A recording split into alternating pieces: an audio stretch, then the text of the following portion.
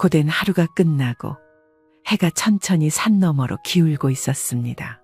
김정숙 씨는 마당의 작은 평상에 앉아 땀을 훔쳤습니다.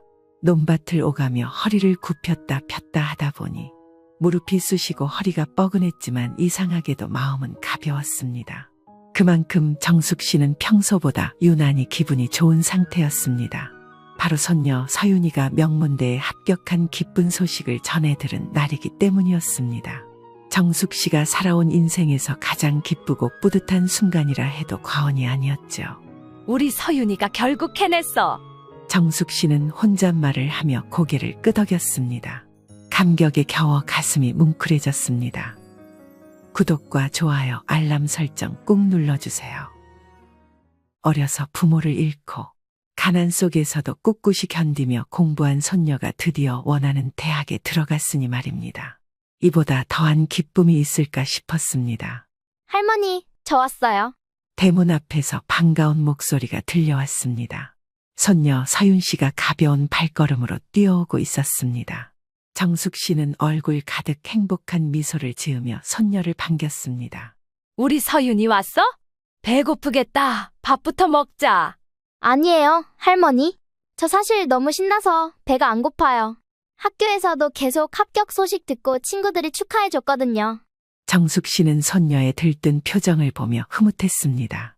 그동안 얼마나 힘든 시간을 견뎌왔는지 누구보다 잘 알기에 서윤이 행복해하는 모습을 보는 것만으로도 모든 수고가 보상받는 기분이었습니다. 마당에서 둘이 함께 식탁을 차리던 중 이웃이자 정숙 씨의 오랜 친구인 금자 씨가 문을 열고 들어섰습니다.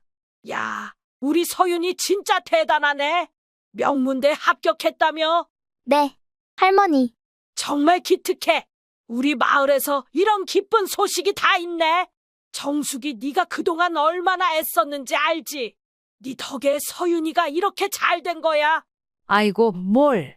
다 우리 서윤이가 열심히 한 덕이지.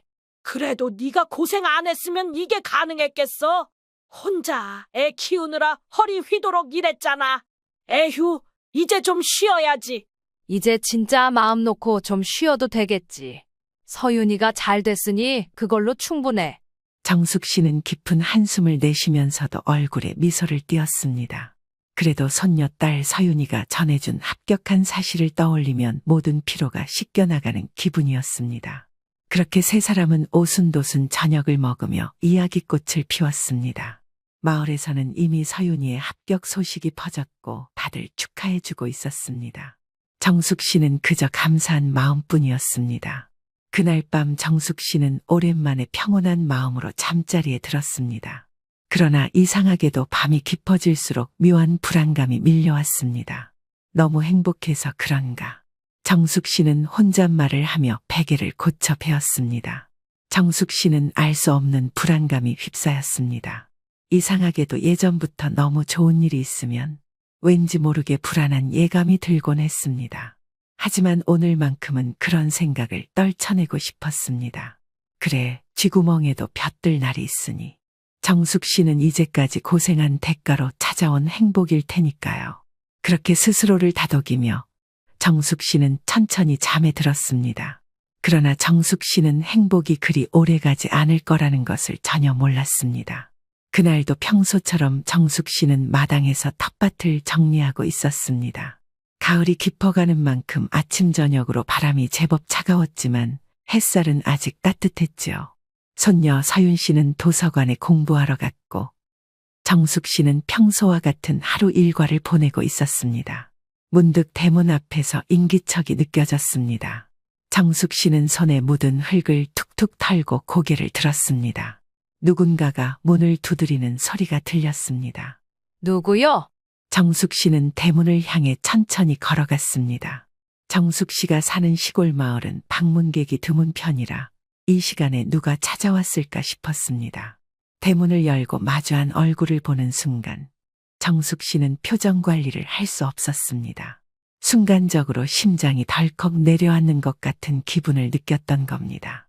거기 서 있는 사람은 한선희, 19년 전 서윤을 두고 떠난 정숙 씨의 며느리였습니다. 오랜만이에요, 어머니.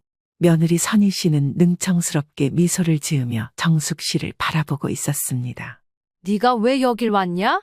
정숙 씨는 손에 쥐고 있던 손수건을 무의식적으로 꽉 쥐었습니다.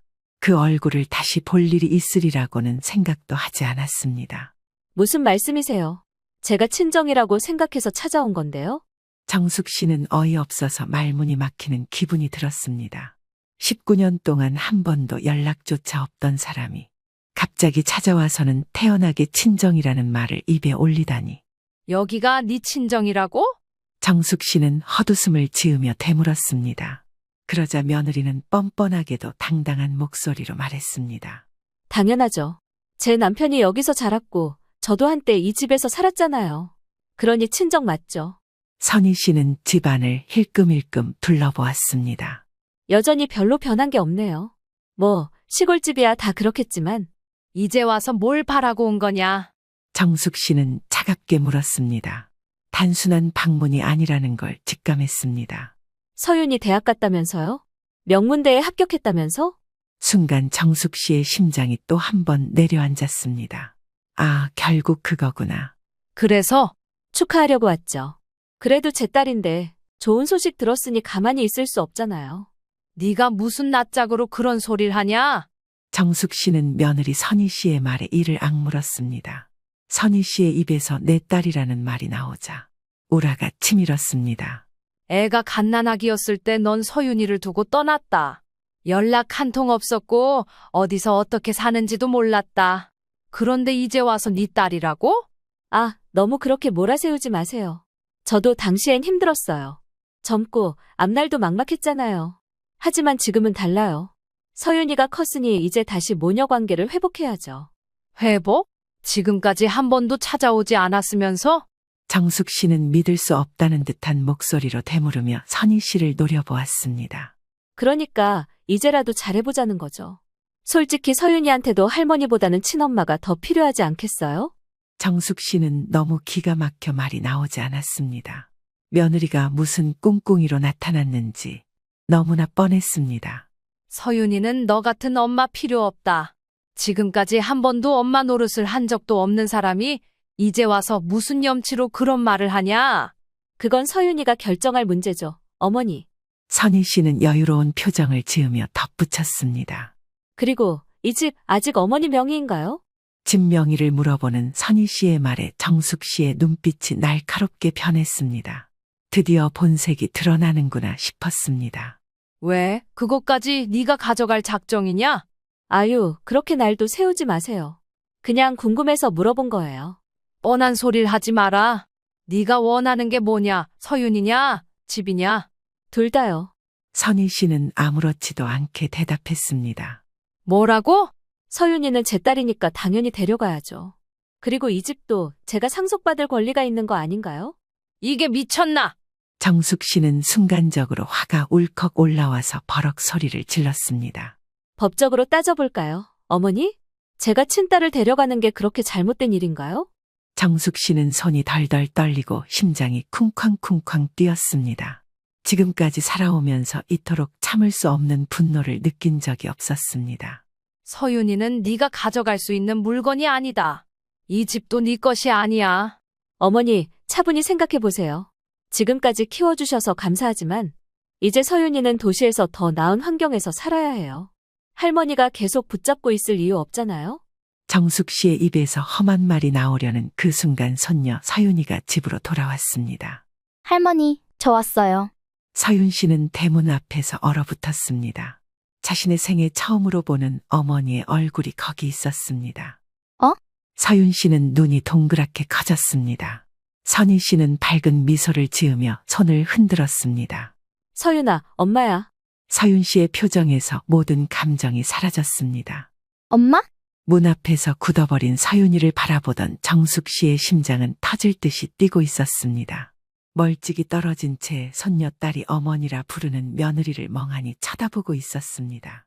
19년 동안 단 한 번도 얼굴을 본 적 없는 사람. 이름으로만 알고 있던 존재. 눈앞에 서 있는 낯선 여자가 그녀의 친어머니라니. 서윤아, 엄마야. 부드러운 목소리였지만 정숙 씨의 귀에는 그보다 더 거짓된 소리가 없었습니다. 이제 와서 엄마라니. 단 한순간도 아이를 찾아오지 않았던 사람이 이제 와서 무슨 염치로 저런 말을 하는 걸까? 엄마? 서윤 씨는 자신도 모르게 중얼거렸습니다. 입술이 바짝 말라붙고 가슴이 이상하게 답답했습니다. 서윤 씨는 본능적으로 정숙 씨의 뒤로 한 발짝 물러섰습니다. 서윤아, 저 사람 말 듣지 마라. 정숙 씨는 서윤이의 어깨를 단단히 붙잡으며 다급하게 말했습니다. 그러나 선희 씨는 태연하게 웃으며 한 걸음 더 다가왔습니다. 왜 그래, 서윤아? 엄마가 나타나서 많이 놀랐지? 그게 아니라 서윤 씨는 도무지 머릿속이 정리되지 않았습니다. 그래, 어머니랑 오래 같이 살아서 당황스러울 수도 있겠지. 하지만 엄마도 너를 많이 그리워했어. 정말 보고 싶었단다. 거짓말하지 마라. 정숙 씨는 단호한 목소리로 말을 끊었습니다. 19년 동안 단 한 번도 연락 한 통 없던 사람이 이제 와서 무슨 낯짝으로 그런 말을 하냐? 어머니, 왜 이렇게 날 경계하세요? 너무하시네요. 서윤이가 제 딸인 건 변함없는 사실인데요. 딸이면 뭐하냐? 네가 이 애를 키웠냐? 밤새 열이 펄펄 끓어도 손 한 번 얹어준 적 있냐? 그러니까 이제라도 키우겠다는 거잖아요. 네가? 정숙 씨는 선희 씨의 얼굴을 노려보았습니다. 네가 도대체 무슨 자격으로? 이제 와서 아이를 키운다고? 그럼 어머니, 계속 이렇게 시골에서 사는 게 최선이에요? 서윤이 도시에서 더 좋은 환경에서 살아야죠. 그리고 선희 씨는 한숨을 쉬며 고개를 갸웃거렸습니다. 어머니도 이제 나이가 있으시잖아요. 서윤이 대학도 갔겠다. 이젠 좀 쉬셔야죠. 내가 뭘 어떻게 하든 네가 상관할 바 아니다. 아니요, 상관 있어요. 왜냐면 선희 씨는 갑자기 집을 힐끗 바라보며 말했습니다. 이 집도 제 권리가 있으니까요. 며느리의 말에 정숙 씨의 눈빛이 변했습니다. 네가 지금 무슨 소리를 하는 거냐? 어머니가 사신 집이라지만 원래 이 집은 제 남편과 제가 살던 곳이기도 했잖아요. 그리고 서윤이는 제 딸이고요. 법적으로 따지면 제가 이 집에 대한 권리가 없을까요? 정숙 씨는 주먹을 불끈 쥐었습니다. 드디어 본색을 드러내는구나 싶었습니다. 집에 대한 권리? 네가 감히 그런 말을 할 자격이 있다고 생각하냐? 법적으로 보면 제가 상속을 받을 수도 있는 거잖아요. 그리고 어머니도 혼자 이 큰 집에서 사시는 것보다 편한 곳으로 가시는 게 좋지 않을까요? 정숙 씨의 손이 부들부들 떨렸습니다. 이 집에서 나가라. 어머니, 너무 흥분하시네요. 아직 서윤이한테 아무 얘기도 못했어요. 이건 서윤이도 함께 결정해야 하는 문제 아닌가요? 저요? 서윤 씨는 아직도 혼란스러웠습니다. 그래, 서윤아, 엄마가 널 위해 준비한 게 있어. 너도 이제 대학생이잖아? 돈이 필요할 때가 많을 텐데 엄마가 다 지원해 줄 수 있어. 돈을요? 그럼 네가 원하는 거 다 해줄 수 있어. 대학 등록금도, 생활비도 대신 네가 엄마랑 같이 가면 돼. 서윤 씨는 선희 씨의 말을 듣고도 쉽사리 대답하지 못했습니다. 서윤아, 저 사람 말에 넘어가면 안 된다. 어머니야말로 너무 이기적이시네요. 서윤이가 더 좋은 환경에서 살 기회를 주는 게 나쁜 건가요? 네가 좋은 환경을 주겠다고? 당연하죠. 근데 솔직히 어머니, 선희 씨는 정숙 씨를 향해 살짝 미소를 지었습니다. 이 집 어머니가 서윤이한테 물려주려고 했죠? 정숙 씨의 눈동자가 미세하게 흔들렸습니다. 그렇다면 그 집을 제가 관리하는 것도 이상한 일은 아니죠? 관리? 네가 이 집을 가져가겠다는 소리잖아. 그럼 할머니가 계속 여기 사시는 동안 서윤이는 어떻게 해요? 서울에서 대학 다니면서 돈 걱정하면서 살아야 해요? 서윤 씨는 아무 말도 하지 못한 채 두 사람을 번갈아 바라보았습니다. 서윤아, 저 사람 말에 현혹되지 마라. 네 엄마라는 사람이 지금까지 너한테 해준 게 뭔데? 이제 와서 집이랑 널 가져가겠다고? 서윤아, 네 선택이야. 엄마랑 가면 더 편하게 살 수 있어. 서윤 씨는 머릿속이 복잡했습니다. 그때 마당을 가로질러 이웃 금자 씨가 헐레벌떡 뛰어왔습니다. 야, 너 무슨 낯짝으로 여기 왔어? 금자 씨는 숨을 몰아쉬며 선희 씨를 노려보다 소리를 질렀습니다. 우리 정숙이가 어떻게 살아왔는지 몰라? 네가 그 집에서 나가라고? 너 같은 게 무슨 권리로? 이웃 할머니까지 나설 일은 아니죠? 네가 여기서 뭔 짓을 하는지 다 듣고 왔다. 서윤이를 데려가겠다고? 이 집을 차지하겠다고? 금자야, 됐다. 아니, 안 돼. 이걸 그냥 둬?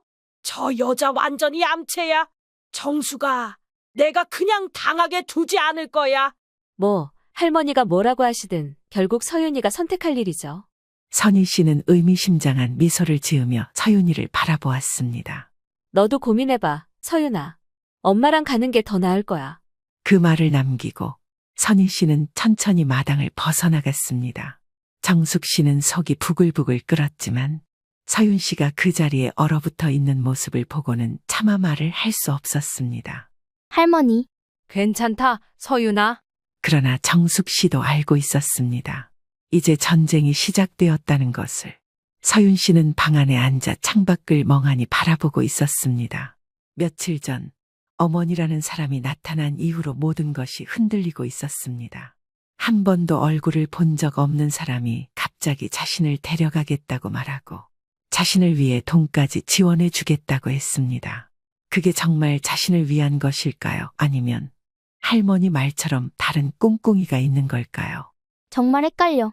작은 목소리가 방 안에 흘러나왔습니다. 그때 방문이 살며시 열리더니 정숙 씨가 문을 열고 들어왔습니다. 서윤아, 밥 좀 먹자. 서윤 씨는 정숙 씨를 바라보았습니다. 할머니의 얼굴엔 걱정이 가득 묻어 있었습니다. 할머니, 왜 그러니? 요즘 들어 영 말이 없구나. 그냥 생각 좀 하느라요. 정숙 씨는 서윤 씨의 옆에 앉으며 조용히 손녀의 손을 잡았습니다. 혹시 네 엄마 때문에 그러니? 서윤 씨는 아무 말도 하지 않았습니다. 정숙 씨는 가만히 손녀의 손을 쓸어내렸습니다. 서윤아, 네 마음이 복잡한 거 안다. 하지만 네 엄마라는 사람, 널 위해 온 게 아니다. 절대 그 말에 속으면 안 돼. 근데 할머니, 엄마가 정말 나를 위해 뭘 해주려는 건지 아직 모르잖아요. 너를 위해서 그동안 한 번도 연락도 없던 사람이 이제 와서 널 위해 뭘 해주겠다는 거니? 서윤 씨는 아무 말도 하지 못했습니다. 정숙 씨는 한숨을 쉬며 서윤 씨를 바라보았습니다. 서윤아, 할미는 너를 평생 키워왔다. 네가 어떻게 자랐는지, 네가 뭘 좋아하는지, 뭘 싫어하는지 다 안다. 그런데 너희 엄마라는 사람은 네가 어떤 사람인지 알기나 할까? 그 사람은 내가 명문대에 들어가니까 나타난 거야. 널 데려가서 이용하려고 하는 거야. 믿으면 안 된다. 그럼 엄마가 말한 것들 다 거짓말이라는 거예요? 그래, 너한테 돈을 대줄 수 있다느니, 널 위해 뭘 해주겠다느니, 그 사람이 정말 그런 사람이었으면 진작에 나타났겠지. 서윤 씨는 눈을 내리깔았습니다. 할머니, 근데 만약에요. 응? 만약에 엄마 말이 사실이라면요? 만약에 정말 내가 친아빠의 딸이 아니라면요? 정숙 씨는 순간 굳어버렸습니다. 뭐? 엄마가 말했어요. 내가 진짜 친아빠의 딸이 아닐 수도 있다고. 그건 말도 안 되는 소리야. 정숙 씨는 단호하게 말했지만 서윤 씨의 표정은 여전히 흔들리고 있었습니다. 할머니, 저 사실 그게 너무 무서워요.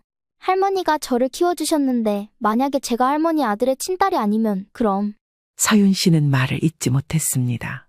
서윤아, 정숙 씨는 단단히 서윤 씨의 손을 잡았습니다. 그건 네 엄마가 널 흔들려고 일부러 한 말이야. 넌 내 아들의 딸이다. 절대 그런 말에 휘둘리지 마라. 하지만 만약에 정말이라면요? 그러면 할머니는 서윤아, 내 말 잘 들어라. 정숙 씨는 손녀의 두 어깨를 단단히 붙잡고 똑바로 바라보았습니다. 너는 내 손녀다. 혈육이든 아니든 상관없다. 나는 너를 내 목숨처럼 키웠고 지금도 마찬가지야. 그 사실은 변하지 않는다. 서윤 씨의 눈이 커졌습니다. 할머니, 그러니까 그런 말도 안 되는 얘기에 마음 쓰지 마라. 네 엄마라는 사람은 지금 너를 흔들어 놓고 싶어서 그런 말을 한 거야. 너를 데려가야 자기한테 이익이 생기니까. 서윤 씨는 아무 말 없이 고개를 끄덕였습니다. 정숙 씨는 안쓰러운 마음에 손녀딸을 꼭 안아주었습니다. 이제 밥 먹으러 가자. 너무 깊이 생각하지 말고. 네. 정숙 씨는 손녀딸을 데리고 부엌으로 향했습니다. 하지만 서윤 씨는 여전히 마음 한구석이 무거웠습니다. 자신이 정말 친아빠의 딸이 아닐 수도 있다는 생각이 머릿속에서 떠나지 않았던 서윤 씨 눈에는 불안감이 비쳤습니다. 며칠이 지나도록 서윤 씨는 쉽게 잠을 이루지 못했습니다. 낮에도 밤에도 머릿속은 복잡한 생각으로 가득 찼습니다. 어머니라는 사람이 나타나 자신을 데려가겠다고 말했던 날부터 모든 것이 뒤죽박죽이 되었습니다. 할머니가 자신을 진심으로 사랑하는 건 너무도 잘 알고 있었습니다. 하지만 어머니가 던진 말들은 마치 마음 한쪽을 계속 두드리는 것 같았습니다. 네가 정말 친아빠의 딸이 맞을까? 할머니가 너를 키웠다고 해도 결국 피가 다르면 어쩔 거야. 아무리 잊으려고 해도 그 말들이 가슴속을 무겁게 짓누르고 있었습니다. 이렇게 있을 수만은 없어. 서윤 씨는 혼잣말을 하며 자리에서 일어났습니다. 계속 머릿속에서 맴도는 이 불안을 그냥 둘 수는 없었습니다. 무엇이 진실인지 스스로 확인해야겠다고 결심했습니다. 그날 저녁, 서윤 씨는 정숙 씨와 마주 앉았습니다. 정숙 씨는 손녀의 눈빛이 심상치 않다는 걸 바로 알아챘습니다. 서윤아, 무슨 일 있니? 할머니, 저 엄마에 대해서 더 알아봐야겠어요. 정숙 씨의 눈썹이 움찔하며 꿈틀거렸습니다. 무슨 소리냐, 서윤아? 저 그냥 이렇게 있는 게 싫어요. 엄마가 갑자기 나타나서 제 인생을 흔들어 놓고 집까지 탐내는데 저 그냥 가만히 있을 수 없어요. 정숙 씨는 손녀를 똑바로 바라보았습니다. 서윤아, 내가 힘든 건 안다. 하지만 네 엄마라는 사람은 절대 쉽게 물러날 사람이 아니다. 괜히 더 엮이면 더 큰일이 날 수도 있어. 그래서 그냥 당하고만 있어야 돼요? 할머니, 저는 이제 어리기만 한 애가 아니에요. 저도 할머니를 돕고 싶어요. 우리를 이렇게 힘들게 만드는 사람한테 당하고만 있을 수 없잖아요. 정숙 씨는 아무 말 없이 손녀를 바라보았습니다. 그리고 이내 깊은 한숨을 내쉬었습니다. 그래, 네 말이 맞다. 가만히 있을 순 없지. 하지만 무턱대고 덤벼들 순 없어. 그럼 어떻게 해야 할까요? 정숙 씨는 한참을 고민하더니 이내 조용히 말했습니다. 네 엄마가 어떤 속셈인지 먼저 알아보는 게 우선이지. 도대체 뭘 노리고 나타난 건지, 무슨 계획이 있는지 우리도 확실히 알아야 하지. 서윤 씨는 단단한 눈빛으로 고개를 끄덕였습니다. 그럼 먼저 엄마를 만나볼까요? 그럴 필요는 없어. 정숙 씨는 손녀 딸을 똑바로 바라보며 말했다. 우린 그 사람한테 정보를 얻을 필요 없어. 대신 우리가 먼저 움직여야지. 이튿날 정숙 씨와 서윤 씨는 마을을 돌아다니며 정보를 수집하기 시작했습니다. 그 과정에서 뜻밖의 사람이 두 사람을 찾아왔습니다. 서윤아, 나도 도울게. 서윤 씨가 고개를 돌리자 그곳에는 남자친구 도윤 씨가 서 있었습니다. 도윤아? 네가 요즘 많이 힘들어 보였어. 혹시 내가 도움이 될 수 있을까 싶어서. 정숙 씨는 남자아이를 한동안 바라보았습니다. 정숙 씨가 보는 도윤이라는 남자의 눈빛에는 망설임이 없었습니다. 어린 게 뭘 안다고 그러냐? 할머니, 저는 그냥 손 놓고 있을 수가 없어요. 서윤이가 힘들어하는데 아무것도 안 하고 있을 수가 없잖아요. 정숙 씨는 한숨을 쉬었습니다. 그래, 네가 뭘 할 수 있을진 모르겠다만 서윤이가 널 믿는다면 나도 한번 믿어보마. 할머니, 도윤이는 믿을 수 있어요. 저도 서윤이를 위해 뭐든 돕고 싶어요. 정숙 씨는 손녀 딸의 말에 마지못해 고개를 끄덕였습니다. 좋아, 그럼 이제부터 제대로 움직여보자. 정숙 씨는 도윤 씨의 행동에 놀랐습니다. 바로 손녀딸의 남자친구라는 애가 인터넷을 잘 썼기 때문이었죠. 도윤 씨는 서윤 씨와 정숙 씨에게 노트북 화면을 보여주었습니다. 여기 봐요. 한산희 씨 이름으로 등록된 정보들인데요. 이상한 기록이 많아요. 이상한 기록? 몇 년 전에 대출을 여러 번 받은 기록이 있어. 그리고 최근에도 큰돈을 어디서 융통한 것 같은 흔적이 있어. 대출? 정숙 씨의 눈빛이 변했습니다. 이런 걸 보면 최근에 돈이 많이 필요했던 것 같아. 그렇다면 엄마가 우리를 찾은 이유도 결국 돈 때문일 가능성이 크겠네요? 정숙 씨는 이를 악물었습니다. 그러면 네 엄마가 서윤이를 데려가겠다고 한 것도 결국 돈을 얻기 위해서겠구나. 서윤은 주먹을 꽉 쥐었습니다. 그럼 엄마가 말한 날을 위해 지원해주겠다는 말도 다 거짓말이었어요? 그야 당연하지. 그런 사람이 진심으로 널 생각할 리 없잖니. 그리고 이걸 보세요. 도윤 씨는 화면을 다시 넘겼습니다. 여기 어떤 문서가 있는데 서윤이 이름이 올라가 있어. 내 이름이? 근데 이상해. 이게 무슨 문서인지 확실히는 모르겠는데 뭔가 서류를 위조하려고 했던 것 같아. 위죠? 도윤 씨의 말에 정숙 씨의 눈빛이 날카로워졌습니다.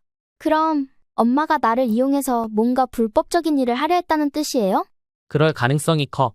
저 못된 년이 결국 우리 서윤이를 돈벌이 수단으로 쓰려 한 거였구나. 정숙 씨는 분노로 주먹을 쥐었습니다. 이제 확실해졌다. 그 여자가 순순히 서윤이를 데려가려 한 게 아니란 걸. 그럼 이제 어떻게 해야 할까요? 이제 우리가 나설 차례야. 서윤 씨는 노트북 화면 속 자신의 이름을 가만히 바라보았습니다. 정숙 씨는 분에 차 덜덜 떨리는 목소리로 말했습니다. 이걸로 확실해졌어. 네 엄마라는 사람 널 위해서 온 게 아니다. 너를 팔아서 자기 배를 채우려는 거야. 그럼 그때 했던 말도 다 거짓말이었어요? 그렇지. 네가 필요해서가 아니라 네 이름이 필요했던 거야. 서윤 씨 손을 꼭 쥐었습니다. 속에서 무언가 끓어오르는 기분이었습니다. 도저히 용서할 수 없어. 서윤아, 엄마가 아니라 그런 사람은 그냥 남이야. 어떻게 자기 자식을 이용해서 돈을 벌 생각을 할 수가 있어? 그런데 그 여자는 그게 당연하다고 생각하는 인간이야. 서윤아, 이제 네가 확실히 알아야 한다. 그 사람이 네 엄마라는 이유로 네가 흔들릴 필요 없어. 네, 할머니. 정숙 씨는 손녀의 굳어진 표정을 보며 단단히 고개를 끄덕였습니다. 하지만 이대로 끝낼 수는 없었습니다. 이 자료를 더 조사해봐야 해. 네 엄마가 서윤이 이름으로 뭘 꾸미려 했는지 정확한 내막을 알아야 한다. 그럼 제가 엄마를 직접 만나볼까요? 안 된다. 정숙 씨는 단호하게 말했습니다. 지금 네가 가면 오히려 그 여자가 너를 더 흔들 거야. 하지만 할머니, 저도 가만히 있을 수는 없어요. 저도 알아야겠어요. 엄마가 대체 무슨 생각으로 이런 일을 꾸민 건지. 정숙 씨는 잠시 고민했습니다. 하지만 서윤 씨의 표정을 보니 더 이상 손녀딸을 막을 수 없겠구나 싶었습니다. 좋아. 그럼 네 엄마를 직접 만나서 대체 뭘 노리는 건지 들어보자. 며칠 후 정숙 씨와 서윤 씨는 도윤 씨와 함께 한 카페에서 선희 씨를 마주했습니다. 선희 씨는 멀끔한 옷차림으로 앉아 있었고 세 사람이 나타나자 반갑다는 듯 웃으며 손을 흔들었습니다.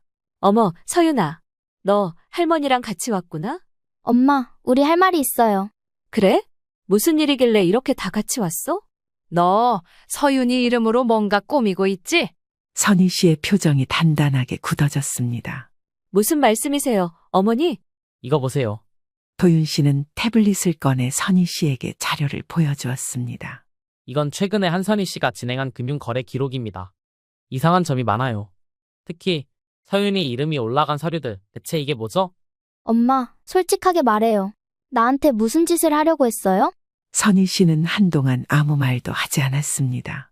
그러나 이내 작게 웃으며 고개를 저었습니다. 이제 보니까 너도 많이 컸구나. 이렇게 나한테 따지고 드는 걸 보니 말이야. 엄마, 그래, 맞아. 네 이름을 쓴 건 사실이야. 하지만 그게 뭐? 뭐라고? 솔직히 말해볼까? 난 네가 명문대에 붙었다는 소식을 듣고 생각했어. 이 애를 이용하면 내가 다시 일어설 수 있겠구나. 정숙 씨와 서윤 씨의 얼굴이 딱딱하게 굳어버렸습니다. 엄마, 나를 돈벌이 수단으로 쓸 생각이었어요? 넌 명문대생이잖아. 앞으로 장학금도 받을 거고 지원금도 받을 수 있겠지. 그런데 왜 그걸 네가 다 가져야 하니? 정숙 씨는 그 말을 듣고 주먹을 부들부들 떨었습니다. 이 미친년이. 어머니, 그렇게까지 화내지 마세요. 솔직히 서윤이가 할머니랑 계속 사는 게 좋은 선택일까요? 난 오히려 걔가 나랑 사는 게 훨씬 나을 거라고 봐요. 그런 말 하지 마요. 난 할머니랑 같이 살 거예요. 네가 그렇게 생각하면 안 되지, 서윤아. 엄마는 나를 위해 아무것도 한 게 없어요. 그런데 이제 와서 나를 데려가겠다고요? 네가 아직 어려서 그래. 난 널 위해서 이러는 거야. 아니에요. 엄마는 오로지 자기 자신만 생각하고 있어요. 정숙 씨는 분노로 온몸이 떨렸습니다. 더는 네 꼴 보기 싫다. 다시는 우리 앞에 나타나지 마라. 그건 어머님이 결정할 부분이 아니잖아요? 엄마, 제발 그만해. 서윤 씨는 눈물을 흘리며 외쳤습니다. 그러나 선희 씨는 여전히 뻔뻔한 표정이었습니다. 그 순간 정숙 씨는 결심했습니다. 좋다. 이제 법적으로 가리자. 네가 무슨 짓을 했는지 세상에 다 알릴 거다. 정숙 씨는 밤새 잠을 이루지 못했습니다. 선희 씨와 마주한 자리에서 며느리가 뻔뻔하게 내뱉은 말들이 머릿속을 떠나지 않았습니다. 정숙 씨는 한숨을 깊게 내쉬며 주름진 손으로 얼굴을 감쌌습니다. 이대로 놔두면 안 된다는 생각이 강하게 들었습니다. 할머니, 방문이 살며시 열리더니 서윤이 조심스럽게 방으로 들어왔습니다. 눈이 퉁퉁 부어 있는 걸 보니 손녀딸도 밤새 울었던 것 같았습니다. 아직도 잠이 안 오니? 네, 계속 생각이 나서요. 정숙 씨는 손녀의 손을 꼭 잡아주었습니다. 하지만 서윤아, 우린 이대로 당하고만 있을 순 없지. 이제 우리가 해야 할 일이 있어. 어떤 일인데요? 내 엄마가 우리를 이용하려 했다는 걸 세상에 알려야 한다. 서윤 씨는 조용히 고개를 끄덕였습니다. 어떻게 해야 할까요? 그건 그때 방문이 또 한 번 열렸습니다. 그건 제게 맡기세요. 서윤 씨와 정숙 씨가 동시에 고개를 돌리자 문 앞에 서 있는 도윤 씨가 가볍게 웃으며 말했습니다. 다음 날 도윤 씨는 자신의 노트북을 펴고 정숙 씨와 서윤 씨에게 설명을 시작했습니다. 지금 시대에서 가장 빠르고 강력한 무기는 뭐냐면요. 뭔데? SNS예요. S모? 네, 인터넷에 이 이야기를 올리면 더 많은 사람들이 알게 될 거고, 우리가 당하고만 있지는 않는다는 걸 보여줄 수 있어요. 정숙 씨는 한동안 침묵했습니다. 정숙 씨는 SNS 같은 걸 해본 적도 없고 그런 게 얼마나 효과가 있는지도 몰랐습니다. 그게 정말 효과가 있을까? 당연하죠. 요즘 세상에서는 사람들이 SNS에서 정보를 얻어요. 우리가 제대로 알린다면 여론을 움직일 수도 있어요. 그러면 엄마가 했던 짓도 다 드러날까요? 그럼요. 그리고 사람들의 관심이 많아지면 법적으로도 더 유리해질 수 있어요. 사람들이 응원해주면 우리 편이 많아지는 거잖아요. 정숙 씨는 깊은 고민에 빠졌습니다. 과연 이 방법이 옳은 걸까? 그러나 생각해보면 이대로 있는 것보다는 나은 방법일지도 몰랐습니다. 지금까지는 늘 참으며 살아왔지만 이번만큼은 더 이상 참을 수 없었습니다. 좋아, 한번 해보자. 네, 그럼 바로 시작해 볼게요. 도윤 씨는 노트북을 켜고 SNS 계정을 만들었습니다. 우선 우리가 겪은 일들을 정리해서 글로 올려야 해요. 최대한 사람들이 공감할 수 있도록. 그러면 제가 직접 글을 써볼게요. 정숙 씨와 도윤 씨는 놀란 눈으로 서윤 씨를 바라보았습니다. 이건 제 이야기잖아요. 제가 직접 말해야 사람들이 더 공감할 것 같아요. 좋아요. 그러면 서윤이가 글을 쓰고 저는 영상도 같이 만들어 볼게요. 영상까지? 네, 글만 있는 것보다 짧은 영상이 있으면 사람들이 더 쉽게 이해할 수 있어요. 그러면 저도 영상에서 이야기할게요. 네가? 네, 이제는 더 이상 숨고 싶지 않아요. 엄마가 나한테 했던 말들, 그리고 우리 집을 빼앗으려 했던 것까지 다 말할 거예요. 정숙 씨는 그런 손녀 딸의 모습을 보며 조용히 고개를 끄덕였습니다. 그래, 우리 서윤이가 참 많이 컸구나. 몇 시간 후 도윤이 편집한 영상과 서윤이 직접 작성한 글이 SNS에 올라갔습니다. 그리고 예상보다 훨씬 빠르게 반응이 오기 시작했습니다. 뭐야, 벌써 이렇게 반응이 온다고? 무슨 일이냐? 할머니, 벌써 공유 수가 수백 개가 넘었어요. 그리고 댓글도 엄청 달리고 있어요. 서윤 씨는 떨리는 손으로 댓글을 읽어 내려갔습니다. 이게 진짜 사실인가요? 어떻게 친엄마가 자기 딸을 돈벌이로 이용하려고 할 수가 있죠? 할머니 너무 안타깝다. 저런 폐륜을 그냥 두면 안 돼요. 이런 사람은 꼭 법적으로 처벌받아야 합니다. 도윤 씨는 신이 난 얼굴로 말했습니다. 성공이에요. 사람들 관심을 끌었어요. 진짜 효과가 있구나. 할머니, 이거 잘한 거 맞죠? 그래, 우리가 올바른 길로 가고 있는 거야. 그러나 기쁨도 잠시 도윤 씨가 긴장된 표정으로 말했습니다. 근데 문제가 생겼어요. 뭐? 방금 한선희 씨가 댓글을 달았어요. 뭐라고? 도윤 씨는 SNS 화면을 보여주었습니다. 이건 다 거짓말입니다. 저야말로 피해자예요. 저를 모함하려고 꾸민 계략입니다. 법적 대응하겠습니다.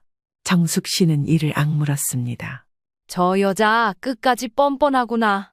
엄마가 거짓말을 퍼뜨리고 있어요. 걱정 마요. 이미 사람들 반응이 더 많아요. 저 댓글도 사람들한테 비웃음만 사고 있어요. 그래도 방심하면 안 된다. 갑자기 방문이 열리며 금자 씨가 들어왔습니다. 그 여자가 가만히 있겠어? 저렇게 나오는 거 보니 뭔가 더 꾸밀지도 몰라. 맞아. 우리가 방심하면 안 된다. 그럼 어떻게 해야 하죠? 정숙 씨는 단단한 눈빛으로 말했습니다. 이제 법적으로도 확실하게 준비해야 하지. 변호사도 알아봐야겠네요. 그래, 이제는 정말 끝까지 가야 하지. SNS에 글을 올린 후 세상은 빠르게 반응했습니다. 사람들은 분노했고 정숙 씨와 서윤 씨를 응원하는 목소리가 커져갔습니다. 하지만 예상대로 선희 씨도 가만히 있지는 않았습니다. 이건 명예훼손이에요. SNS에 올린 거 전부 내려요. 안 그러면 법적 대응하겠습니다. 선희 씨는 정숙 씨에게 여러 차례 전화를 걸어 위협했고 심지어 온라인에 억울한 모정을 주장하는 글을 올리며 자신이 피해자인 척 행동했습니다. 정말 뻔뻔해. 그럴 줄 알았어. 하지만 우리가 확실한 증거를 가지고 있으니 절대 밀릴 일 없어요. 그렇다고 해서 안심할 수는 없었습니다. 이제는 정말 법적으로 해결할 때였습니다. 변호사를 찾아보자. 확실하게 준비해서 저 여자를 법적으로 끝장내야 해. 좋다. 정수가. 이왕 하는 거 제대로 해보자. 할머니, 저도 같이 갈게요. 이건 저도 직접 나서야 해요. 그래, 같이 가자. 며칠 후 정숙 씨는 서윤 씨와 도윤 씨를 데리고 변호사 사무실을 찾았습니다. 책상 너머에 앉아있는 중년의 변호사는 진지한 표정으로 서류를 살펴보았습니다. 변호사는 정숙 씨에게 말했습니다. 우리가 가지고 있는 증거들이 상당히 강력해서 복잡한 상황임에도 가능할 것 같습니다. 변호사님은 어떻게 준비해야 하는지 정숙 씨와 서윤 씨에게 하나하나 말했습니다. 시간이 지나 드디어 재판이 열리는 날이 되었습니다. 정숙 씨와 서윤 씨는 법정 앞에 서서 깊은 숨을 들이마셨습니다. 서윤아, 괜찮겠니? 네, 할머니, 이제 두렵지 않아요. 그래. 이왕 하는 거 당당하게 가자. 법정 문이 열리고 모두가 자리를 잡았습니다. 그리고 반대편에 앉은 선희 씨가 정숙과 서윤을 노려보았습니다. 법정까지 끌고 가다니 정말 너무하네요. 너 같은 사람이 할 말은 아니지 않니? 선희 씨는 코웃음을 쳤지만 이전보다 다소 불안해 보였습니다. 잠시 후 판사가 등장하며 재판이 시작되었습니다. 그러다가 증언을 갖는 시간을 가지게 되었습니다. 정숙 씨는 앞으로 걸어나가는 서윤 씨를 걱정스러운 눈으로 바라봤습니다. 안녕하세요. 저는 김서윤입니다. 오늘 이 자리에서 저는 친어머니라는 사람이 저에게 어떤 짓을 하려 했는지 증언하려 합니다. 서윤 씨는 떨리는 손을 주먹으로 쥐고 차분히 말을 이어갔습니다. 저는 아버지가 돌아가신 후 할머니 손에서 자랐습니다. 하지만 친어머니라는 사람은 단 한 번도 저를 찾지 않았고 저를 버린 채 떠났습니다. 그러다 갑자기 나타나서 저를 데려가겠다고 했습니다. 처음에는 정말 저를 위해서 온 줄 알았습니다. 하지만 나중에 알고 보니 어머니는 제 명의로 금융거래를 하려고 했고 심지어 제 대학 장학금까지 가로채려 했습니다. 법정이 순간 술렁였습니다. 서윤 씨는 바짝 마르는 입을 침으로 죽인 후 다시 말을 이어갔습니다. 그걸 알고 나서 저는 큰 충격을 받았습니다. 저는 엄마를 한 번도 본 적이 없는데 그런 사람이 갑자기 나타나서 제 인생을 흔들어 놓으려고 했다는 게 믿기지 않았습니다. 서윤 씨는 이를 악물며 말을 이어갔습니다. 저는 더 이상 어머니가 저를 이용하도록 놔두고 싶지 않습니다. 그리고 할머니와 제가 힘겹게 지켜온 집도 빼앗기고 싶지 않습니다. 저는 이 자리에서 제 권리를 찾고 싶습니다. 정숙 씨는 손녀를 바라보며 조용히 눈물을 훔쳤습니다. 우리 서윤이가 정말 많이 컸구나. 재판이 끝난 후 판결이 내려지는 걸 들은 정숙 씨는 덜덜 떨리는 손으로 얼굴을 쓸어내렸습니다. 판사님은 다음과 같이 말한 후 자리에서 일어났습니다. 본 법정은 원고 김서윤 및 김정숙 씨의 손을 들어주기로 판결합니다. 한선희 씨는 불법 금융거래 시도 및 위조 서명에 대한 책임을 져야 하며 김서윤 씨의 재산 및 학자금에 대한 모든 권리를 포기해야 합니다. 정숙 씨와 서윤 씨는 손을 꽉 잡았습니다. 이겼다, 서윤아. 네, 할머니, 드디어 끝났어요. 법원 복도를 나서는 순간 정숙 씨는 깊이 숨을 들이마셨습니다. 긴장감이 한꺼번에 풀리면서 온몸이 나른해졌습니다. 할머니, 정말 끝난 거 맞죠? 서윤 씨는 조심스럽게 물었습니다. 법정에서 판사가 판결을 내렸지만 서윤 씨는 아직도 믿기지가 않았습니다. 그래, 끝났어. 이제 더는 저 여자가 우리를 흔들지 못할 거야. 정숙 씨는 손녀의 손을 꼭 잡았습니다. 손녀의 손은 여전히 차가웠지만 이제는 더 이상 흔들리지 않는 단단함이 있었습니다. 야, 시원하다. 정수가 우리가 결국 이겼다. 금자가 흥분된 목소리로 소리쳤습니다. 저 못된 여자가 이제 무슨 수를 쓰겠어? 판사님 앞에서 제대로 혼났잖아. 맞아요. 이제 서윤이도 걱정할 필요 없어요. 도윤 씨도 옆에서 미소를 지었습니다. 그동안 함께 싸워왔던 기억들이 떠올라 뿌듯한 마음이 들었습니다. 근데 엄마는 이제 어떻게 되는 거죠? 서윤 씨는 조심스럽게 물었습니다. 정숙 씨는 손녀의 말에 옛며느리가 마지막 순간까지도 어떻게든 빠져나가려 했던 모습을 떠올렸습니다. 그 여자는 벌 받아야지. 법대로 심판받을 거야. 그래야지. 이번엔 그냥 넘어가면 안 된다. 정숙 씨는 단단한 목소리로 말했습니다. 더 이상 우리가 저 사람 때문에 고통받을 일은 없어. 이제 우리가 지켜야 할 건 우리 삶이야. 네, 할머니. 정숙 씨는 조용히 고개를 끄덕이는 손녀딸을 바라보다 등을 토닥여 주었습니다. 이제는 정말 끝났습니다. 더 이상 어머니라는 사람에게 흔들리지 않을 것이었습니다. 며칠 후 정숙 씨와 서윤 씨는 오랜만에 집으로 돌아왔습니다. 법적 다툼으로 인해 잠시 떠나 있어야 했던 집. 하지만 이제는 다시 이곳에서 마음 편히 지낼 수 있었습니다. 참, 오래도 걸렸다. 정숙 씨는 마당에 서서 집을 천천히 둘러보았습니다. 오래된 나무 대문도 정성껏 가꾼 텃밭도 그대로였습니다. 다만 그동안 쌓인 먼지들이 그간의 시간을 말해주고 있었습니다. 할머니, 저랑 같이 청소할까요? 그래야겠어. 우리 다시 깨끗하게 만들어야지. 정숙 씨는 손녀딸과 함께 빗자루를 들고 먼지를 털어냈습니다. 서윤 씨는 창문을 활짝 열고 정숙 씨는 바삭 마른 마당에 물을 뿌렸습니다. 야야, 나도 돕지. 금자 씨는 어떻게 알았는지 마당을 씩씩하게 걸어 들어왔습니다. 손에는 수세미와 걸레를 들고 있었습니다. 이렇게 좋은 날인데 나도 한몫해야지. 금자야, 네 도움 없었으면 어쩔 뻔했니? 에이, 친구끼리 그런 말 하는 거 아니다. 셋은 함께 집안을 정리했습니다. 오랜만에 다시 집에 활기가 돌기 시작했습니다. 청소를 마친 후 정숙 씨는 마당에 앉아 차를 마셨습니다. 할머니, 이제 다시 평범한 일상으로 돌아갈 수 있겠죠? 그럼 이제 정말 평화롭게 살아야지. 맞다. 이제 두 사람은 걱정 없이 행복하게 살아야 해. 도윤이도 오늘 오겠다고 했어요. 같이 밥 먹기로 했어요. 그래? 그 녀석이 은근히 정이 많더라. 서윤 씨는 정숙 씨의 칭찬에 빙그레 웃었습니다. 이제는 정말 행복한 날들이 이어질 것만 같았습니다. 그리고 그날 저녁 도윤이 집에 찾아와 함께 식사를 했습니다. 정숙 씨가 직접 만든 된장찌개와 반찬들, 소박하지만 따뜻한 식탁이었습니다. 와, 할머니 음식은 역시 최고예요. 맛있지? 나도 할머니 밥이 제일 좋아. 맞아. 이 맛을 어디 가서 먹겠어? 셋은 웃으며 밥을 먹었습니다. 정숙 씨는 조용히 식탁을 바라보았습니다. 이제야 정말 다시 찾은 가족 같은 기분이 들었습니다. 그래, 이게 우리가 지켜야 할 행복이지. 정숙 씨는 서윤 씨의 손을 조용히 잡았습니다. 우리 앞으로도 계속 함께 하자. 네, 할머니. 이제는 정말 모든 것이 제자리로 돌아왔습니다. 그리고 앞으로는 더 이상 그 어떤 것에도 흔들리지 않을 것입니다. 다시 찾은 집, 다시 찾은 가족. 이제는 평화로운 나날만이 남아있을 것이었습니다.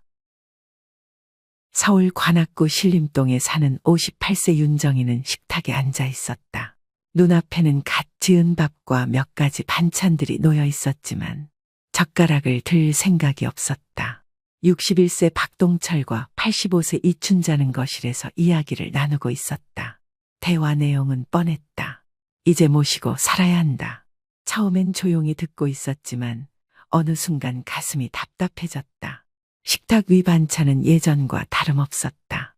평생 해오던 음식들. 달라진 게 있다면 윤정이의 감정이었다. 윤정이는 더 이상 참을 수 없어 이제는 말을 해야 했다. 거실로 나가보니 예상대로 남편 박동철과 시어머니 이춘자가 나란히 앉아 있었다. 정말 계속 그렇게 고집 부릴 거야? 당신도 알잖아. 어머니 이젠 연세가 많으셔. 우리가 모시고 살 생각도 해야지. 윤정이는 박동철의 말을 듣고도 어이가 없어 아무 대답도 하지 않았다. 아니, 하고 싶지 않았다. 그러자 이춘자가 이해하라는 듯 입을 열었다. 애미야, 내가 살면 얼마나 더 살겠냐? 몇 년이라도 내 새끼랑 같이 살다 가고 싶다. 윤정이는 순간 몸이 떨려오는 듯했다. 과연 이 말을 친정어머니에게서 들었다면 어땠을까? 하지만 그럴 기회는 없었다. 친정어머니는 이미 이 세상에 없었다. 저희 엄마도 그랬어요. 윤정이의 목소리는 차분했지만 그 안에는 쌓여온 울분이 가득 서려 있었다. 우리 엄마도 끝까지 혼자 살다가 돌아가셨어요. 아버지 돌아가시고 나서 얼마나 외로웠는지 당신도 알잖아요. 그건 그땐 상황이 좀 달랐잖아. 어떻게 다른데? 장모님은 그때 젊으셨고. 박동철의 말에 참다 터진 윤정이가 언성을 높이며 말했다. 젊었다고 혼자가 덜 외로울 것 같아? 당신 말대로면 내 엄마는 젊다는 이유로 외롭게 죽어야 했다는 거야? 박동철은 말문이 막힌 듯 고개를 숙였다. 윤정이는 그런 남편을 보며 헛웃음을 지었다. 그리고 이춘자가 말을 거들었다. 그때야 네가 챙겨야 했으니까 그렇지. 윤정이는 시어머니를 바라보았다. 여전히 당연하다는 표정이었다. 하지만 할 말은 해야 했다. 그러니까 저도 제 부모를 챙겨야 했던 거죠. 근데 왜 그땐 안 된다고 하셨어요? 너 시집 왔으면 끝이지. 친정은 친정이고 시가는 시가잖아. 순간적으로 윤정이의 머릿속이 새하얘졌다. 이게 바로 그들의 말도 안 되는 논리였다. 그리곤 고개를 돌려 박동철에게 말했다. 그럼 어머님은 자식이 둘이나 계시니까 둘이서 나눠서 모시면 되겠네요. 그게 말처럼 쉽냐고. 윤정이는 피식 웃었다. 내 부모는 내가 챙기라고 하더니 당신 부모는 내가 챙기라고? 남편은 당황한 듯 눈을 바보처럼 깜빡였다. 당신은 왜 그렇게 항상 삐딱하게 말해? 이게 삐딱한 거야? 너무 당연한 말이지 않아? 이춘자가 마른 헛기침을 하며 끼어들었다. 애미야, 내가 너한테 뭘 그렇게 못되게 했다고 이러니?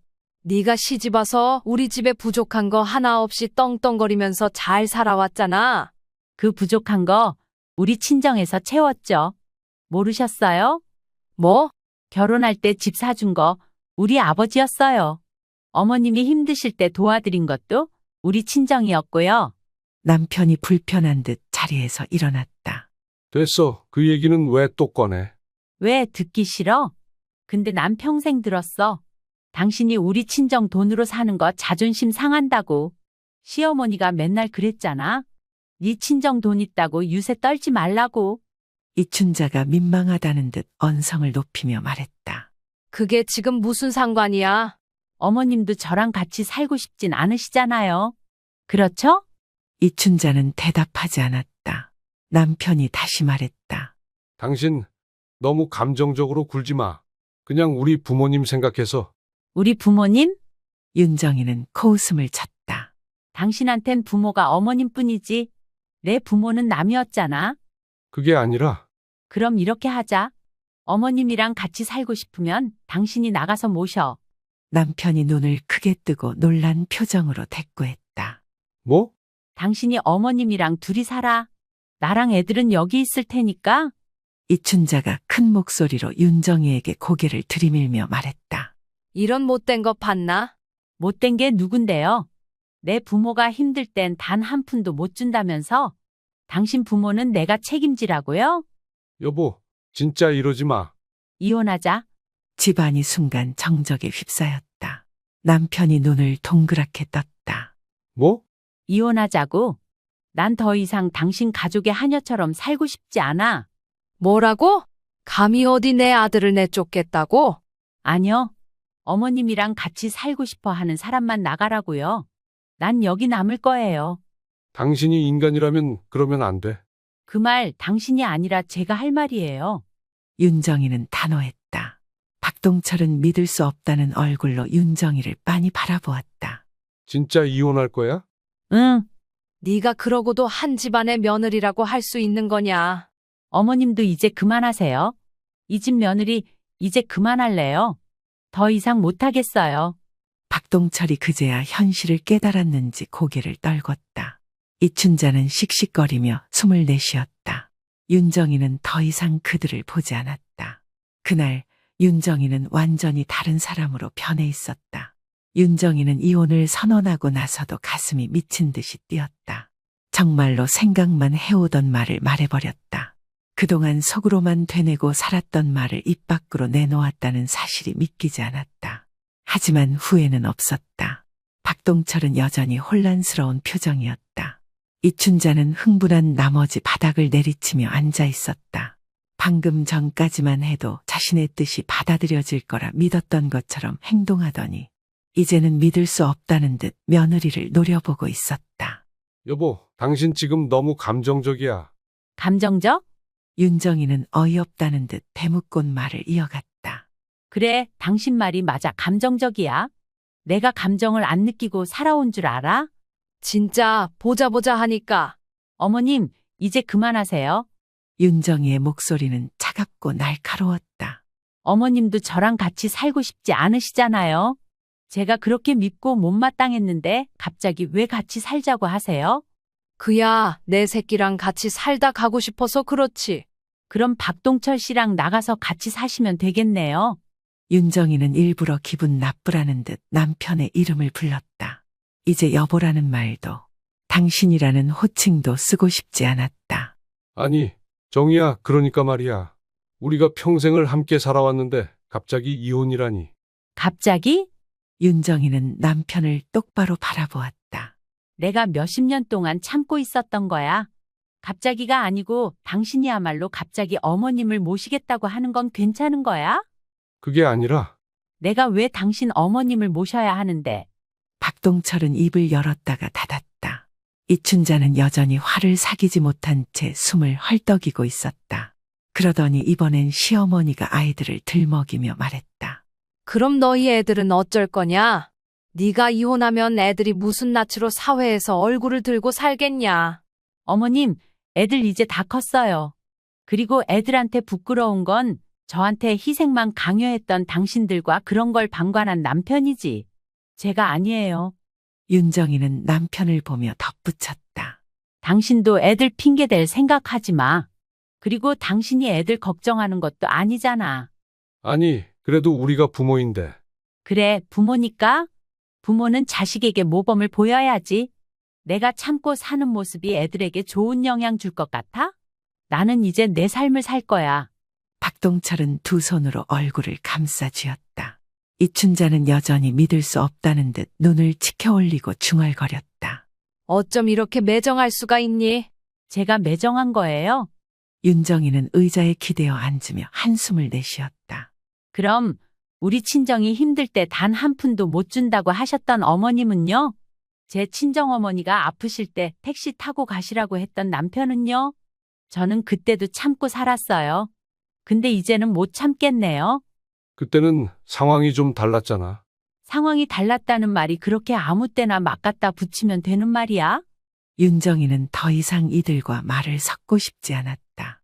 박동철과 이춘자를 마주 보고 있자니 지난 세월이 주마등처럼 스쳐 지나갔다. 그녀가 처음 시집 왔을 때 시어머니는 웃으며 말했다. 이젠 우리 가족이 됐으니 친정은 이제 신경 끄고 시가만 생각해야지. 그때는 몰랐다. 그 말이 곧 넌 이제 내 가족을 버리고 우리 집안의 하녀가 되어야 한다는 의미였다는 것을. 한바탕 소란이 벌어지고 다음 날 윤정이는 혼자 카페에 앉아 있었다. 오랫동안 집과 시장 그리고 직장만 오가며 살았기에 이렇게 혼자 시간을 보내는 게 낯설었지만 이상하게도 마음만은 편안했다. 잠시 후 김소연에게서 전화가 왔다. 엄마, 아빠랑 또 싸웠어? 싸운 건 아니고 그냥 할 말을 했을 뿐이야. 근데 아빠가 갑자기 나한테 전화하더라. 엄마가 이혼하자고 했다고.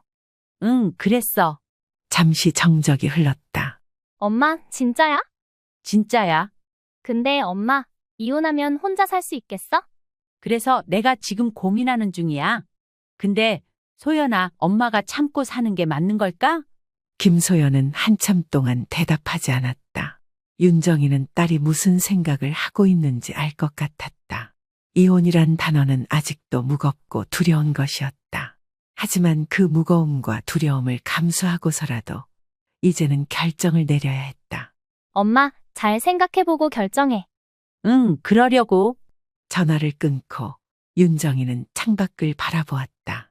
카페 앞에는 노부부가 나란히 화사한 길거리를 걸어가고 있었다. 한때는 자신도 저런 미래를 꿈꾸었었다. 하지만 이제는 알 것 같았다. 윤정이 자신에게 그런 미래는 없다는 것을. 윤정이는 차가운 커피를 연거푸 마셨다. 집으로 돌아온 윤정이는 저녁 식탁에 앉아 멍하니 국을 휘저었다. 김이 모락모락 올라오는 국이었지만 젓가락은 손에 잡히지 않았다. 그리고 이혼을 선언한 지 며칠이 지났다. 그동안 박동철은 서서히 변했다. 아니, 정확히 말하면 원래대로 돌아갔다. 처음에는 이혼이라니. 다시 생각해보자며 놀란 눈으로 바라보더니 하루 이틀 지나자 다시 무관심해졌다. 윤정이는 생각했다. 어차피 내가 진심이 아닐 거라 생각하는 거겠지. 윤정이는 한숨을 쉬며 숟가락을 내려놓았다. 박동철은 변한 것이 없었다. 아니, 오히려 더 뻔뻔해졌다. 그동안 윤정이가 참고 살아온 세월이 너무 길었다. 어쩌면 참고 산다는 것이 당연시되어 버렸던 것인지도 몰랐다. 그날 저녁 남편이 무심하게 TV를 보다가 말을 꺼냈다. 당신 오늘 변호사한테 상담받으러 갔다며? 응, 진짜로 이혼할 거야? 진짜로 할 거야. 허우, 대단하다. 그래, 뭐 당신이 그렇게 원한다면. 윤정이는 남편을 바라보았다. 한때는 이 사람이 착한 사람이라서 결혼했다고 생각했었다. 하지만 착한 것이 아니라 무책임한 사람이었던 것이다. 남편의 착함은 윤정이를 지켜주는 착함이 아니었다. 방관자의 무책임함이었다. 이혼 이야기가 나온 이후 그는 조금의 노력도 하지 않았다. 조금 생각해 보자는 말을 몇 번 하긴 했지만 진심은 없었다. 근데 집은 어떻게 하려고? 집은 4명이야. 아버지가 내 이름으로 해주셨잖아. 그럼 나더러 빈손으로 나가란 말이야? 윤정이는 할 말을 잃었다. 박동철은 여전히 이 집이 자신의 것이라고 생각하고 있었다. 다음 날 윤정이는 혼자 친정어머니의 산소를 찾았다. 무덤 앞에 앉아 조용히 인사했다. 엄마, 나 이제 정말 정리하려고 해. 바람이 부드럽게 볼을 스쳤다. 윤정이는 한참을 무덤 앞에서 서 있었다. 친정어머니는 돌아가시기 전까지 그녀를 걱정했다. 그리고 항상 힘들면 손을 놓고 참지 말라는 말을 종종 하곤 했다. 그때는 그 말이 무슨 뜻인지 몰랐다. 이제야 알아요. 엄마, 윤정이는 손으로 무덤의 잡초를 천천히 뽑으며 속삭였다. 내가 너무 오래 참고 살았어. 집에 돌아오니 박동철이 소파에 앉아 있었다. 옆에는 남편의 동생 박상철이 함께 있었다. 윤정이는 금세 표정이 굳어졌다. 여긴 어쩐 일이세요? 형수님, 너무 극단적으로 생각하는 거 아니에요? 극단적이요? 형이랑 조금 싸울 수도 있죠. 근데 이혼까지 갈 문제는 아니잖아요. 윤정이는 코웃음을 쳤다. 그럼 상철 씨가 어머님 모시고 가실래요? 박상철은 당황한 표정을 지었다. 아니, 제 상황이랑 형이랑은 엄연히 다르잖아요. 도대체 뭐가 다르다는 거예요? 형제끼리는 같은 책임을 가져야 하는 거 아니었어요? 박동철이 옆에서 끼어들었다. 정희야, 우리 부모님 문제로 이렇게까지 하는 거 정말 너무한 거 아니야? 너무해? 그럼 우리 엄마 문제로 내가 참고 살았던 건 뭐였는데? 그땐 어머님이 젊으셨고. 또 그 말이야? 그럼 우리 엄마가 젊다고 혼자 죽어야 했어. 윤정이의 말에 순간 방 안 전체가 조용해졌다. 박상철은 살금살금 눈치를 보다가 말을 돌렸다. 형수님, 아무리 그래도 이혼보다는 대화로 해결하는 게 좋지 않을까요? 제가 지금까지 남편이랑 대화를 안 해봤을 것 같아요. 윤정이는 박동철을 바라보며 말했다. 나도 할 만큼 했어. 이제 정말 이 지긋지긋한 상황 끝내고 싶어. 박동철은 아무 말도 하지 못했다. 박상철은 한숨을 쉬더니 자리에서 일어났다. 형, 나 이제 그만 가볼게. 알아서 해. 문이 닫히고 거실에는 적막한 정적이 흘렀다. 정말 이렇게 할 거야? 응. 너무 매정한 거 아니야? 아니, 매정하지 않아. 이제야 제 자리를 찾는 거야. 그날 밤 윤정이는 오랜만에 깊은 잠에 빠져들었다. 하지만 마음 한구석이 아직도 무거웠다. 이제 정말로 끝이구나. 윤정이는 박동철과 힘들었던 지난 세월을 떠올리며 힘겹게 눈을 감았다. 힘겨운 시간들이었지만 후회는 없었다. 그리고 얼마 지나지 않아 윤정이는 변호사 사무실에 앉아 있었다. 차가운 탁자 위에는 여러 장의 서류가 가지런히 놓여 있었고 변호사는 차분한 목소리로 설명하고 있었다. 우선 재산 분할 문제에 대해 이야기를 나눴지만 상황이 무조건 윤정이에게만 유리하게 흘러가는 것은 아니었다. 윤정이의 집은 분명 명의도 기여도 부분에서도 법적으로 큰 문제는 없어 보였으나 박동철이 이 일을 제기한다면 일이 피곤해질 게 분명했다. 윤정이는 서류를 바라보며 깊은 한숨을 내쉬었다. 결혼할 때 우리 친정에서 마련해준 집인데도 저 사람이 저걸 자기 거라고 주장할 수도 있는 거구나. 그리고 윤정이는 이혼에 대한 현실을 깨닫기 시작했다. 같이 살 때는 내 거라고 하지도 않더니 나갈 때는 자기 것도 챙기겠다고 하는구나. 일을 마치고 집에 돌아오니 박동철이 소파에 앉아 있었다. TV는 켜져 있었지만 그는 멍하니 화면을 보고 있었다. 윤정이는 조용히 주방으로 가서 물 한 잔을 따라 마셨다. 윤정이가 옆을 지나가자 박동철이 마침내 입을 열었다. 진짜 이혼하려고 변호사까지 만난 거야? 응, 진짜 끝낼 거야? 그래. 하, 박동철은 길게 한숨을 쉬며 손으로 머리를 쓸어 넘겼다. 그럼 집은 어떻게 할 건데? 당연히 내가 살아야지. 이게 다 내 집이었는데 난 나가라고? 윤정이는 어이없다는 듯 옅은 미소를 보이며 말했다. 이 집이 네 명이었어? 그게 중요한 게 아니라 우리가 같이 살아온 정이 있잖아.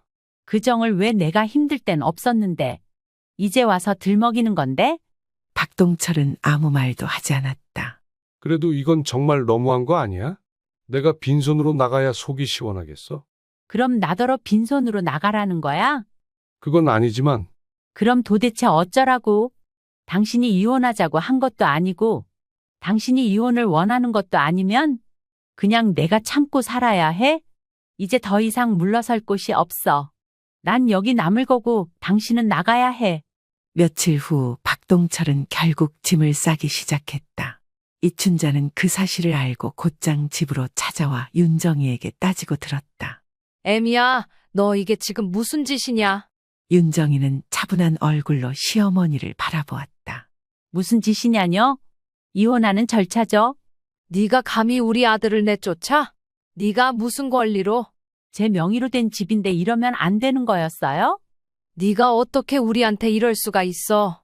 어머님, 우리 이 집 저희 친정에서 해준 집이에요. 기억 안 나세요?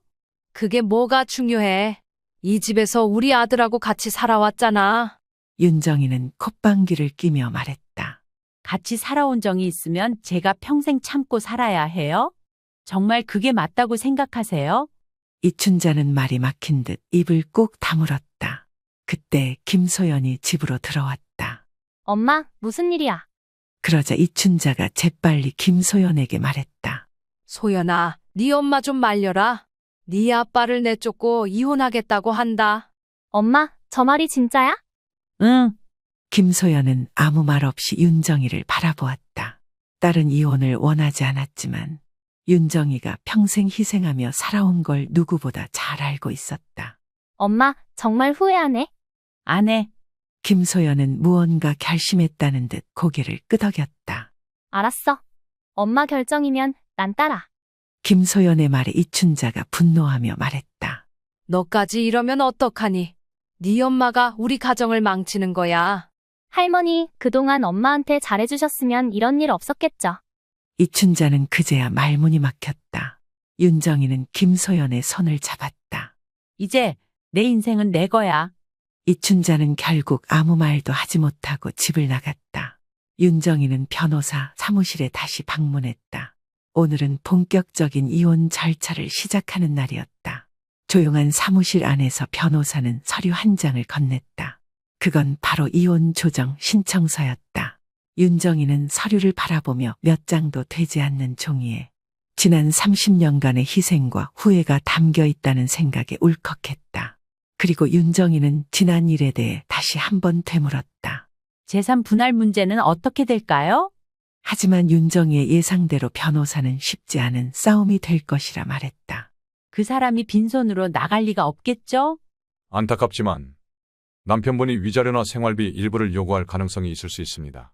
윤정이는 그런 변호사의 말에 어이없어했다. 평생 제가 더 많이 벌어왔는데 이제 와서 돈을 요구한다고요? 변호사는 차분한 목소리로 설명을 이어갔지만 윤정이의 입에선 깊은 한숨만 나올 뿐이었다. 그 사람이 쉽게 이혼해 줄 리가 없지.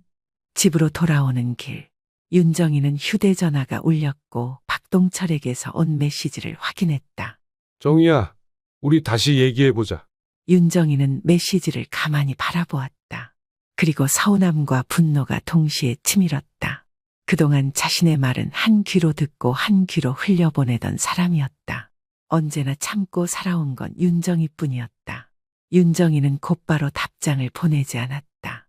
집에 도착하자마자 박동철이 거실에서 기다리고 있었다. 정희야, 우리 정말 이혼해야 해? 내가 이혼하자고 한 지가 언제인데 아직까지 이러고 있어? 그래도 우리가 수십 년을 같이 살았잖아. 애들도 있고. 내가 분명 애들 들먹이지 말라고 말했지. 박동철은 한숨을 쉬며 몸을 돌렸다. 근데 이혼하면 내가 갈 데가 없잖아. 그럼 내가 나가야 해? 그건 아니지만. 이 집은 내 명이야. 그건 당신도 잘 알잖아. 아니, 그래도 한 집에서 산 게 몇 년인데. 그렇게 매정하게 내쫓는다는 게 말이 돼? 윤정이는 차가운 눈빛으로 박동철을 바라보았다. 내가 그동안 참고 살아온 세월을 생각하면 이건 매정한 것도 아니야. 박동철은 아무런 대꾸도 하지 못했다. 그리곤 구차한 말을 내뱉었다. 그러면 이 집에서 좀 더 살게 해주면 안 돼? 말도 안 되는 소리 하지 마. 당신이 이 집에서 계속 있으면 내가 어떻게 내 삶을 찾겠어? 박동철은 입술을 깨물었다. 그래도 정희야. 됐어. 이제 변호사를 통해서 이야기해. 박동철은 결국 말없이 고개를 떨궜다. 며칠 후 남편은 변호사를 선임했다. 아니나 다를까 남편은 끝까지 재산 분할을 요구하기 시작했다. 박동철의 변호사로부터 주거권과 일정 금액의 위자료를 요구한다는 메시지를 받은 윤정이는 기가 막혀 웃음이 나왔다. 기여한 바가 있다고? 그 사람이 뭘 했다고? 윤정이는 곧장 박동철의 변호사에게 답장을 보냈다. 집은 제 명의이고 제가 경제적으로 더 많이 기여했습니다. 위자료 지급은 고려할 수 없습니다. 이제 본격적인 싸움이 시작될 것이었다. 며칠 후 이춘자가 집으로 찾아왔다. 애미야, 너 진짜 이혼할 거냐? 네. 우리 동철이 어떻게 하라고? 너 그렇게 매정한 애 아니잖아.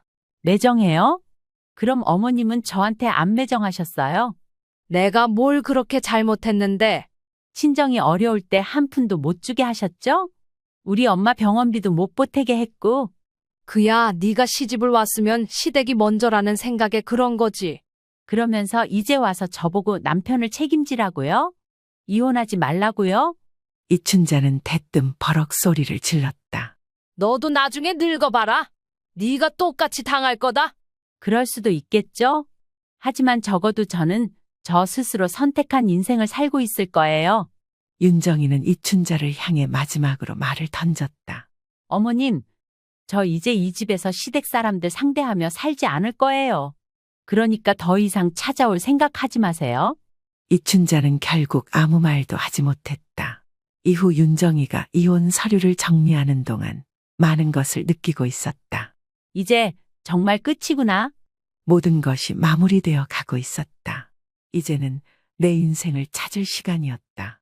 윤정이는 거실 한가운데 서서 박동철을 바라보았다. 남편의 짐이 거실 한쪽에 가지런히 쌓여 있었다. 캐리어 2개 그리고 박스로 정리된 옷가지들. 윤정이는 한숨을 내쉬었다. 드디어 이런 날이 오는구나. 하지만 막상 이혼 절차가 본격적으로 진행되면서 윤정이는 박동철이 이 집에서 나가야 할 시점을 정해서 말해주었지만 박동철은 당장 갈 곳이 없다며 버티고 있었다. 하지만 더는 미룰 수 없었다. 당신, 오늘은 나가야 해. 박동철은 여전히 거실 소파에 앉아 TV를 보고 있었다. 마치 이 집이 자기 것인 양 아무 일도 없다는 듯한 태도였다. 조금만 더 있으면 안 되냐? 안 돼. 나가서 어디 가라고? 당장 갈 데도 없는데. 그럼 내가 나가야 해? 윤정이는 계속해서 단호한 모습으로 일관했다. 이 집은 내 집이야. 오늘까지만 정리할 시간 줄 테니까 빨리 정리해서 나가. 박동철은 얼굴을 찡그리며 발을 굴렀다. 와, 진짜 너무하네. 그래도 우리가 살아온 세월이 있는데 어떻게 이렇게 냉정할 수가 있어? 냉정하다고 생각해? 난 내 권리를 찾는 거야. 왜 다 내 잘못인 것 마냥 몰아가는 건데. 당신은 정말 당신한테 잘못이 없다고 생각하는 거야? 정말 끝까지 이럴 거야? 그래. 끝까지 이럴 거야. 박동철은 한숨을 내쉬었다. 그래, 알았어. 근데 적어도 우리 애들한테는 나를 나쁜 아빠로 만들지 마라. 말도 안 되는 소리였다. 하지만 윤정이는 박동철의 말을 들어주는 척했다. 그 부분은 걱정 마. 하지만 당신이 좋은 아빠인지 아닌지는 애들이 알아서 판단할 거야. 박동철은 더 이상 아무 말도 하지 않았다. 그렇게 몇 시간 후 박동철이 예상보다 빨리 집을 나섰다. 박동철은 마지막으로 한 번 더 윤정이를 돌아보았다. 진짜 후회 안 해? 여지껏 후회만 하면서 살았어. 이젠 절대 후회 안 해. 이 말을 끝으로 윤정이의 집 문이 굳게 닫혔고 닫힌 문에 기대어 윤정이는 작은 소리로 속삭였다. 이제야 숨을 쉬는 것 같다. 윤정이는 천천히 거실을 정리하기 시작했다. 이제 이 집은 진짜 혼자만의 공간이 되었다. 하지만 그렇게 모든 것이 끝난 게 아니었다. 다음 날 이춘자가 다시 찾아왔다. 애미야, 너 지금 무슨 짓을 한 거냐? 윤정이는 문 앞에서 이춘자를 가로막았다. 어머님, 이제 더 이상 들어오지 마세요. 내가 우리 동철이를 내쫓아?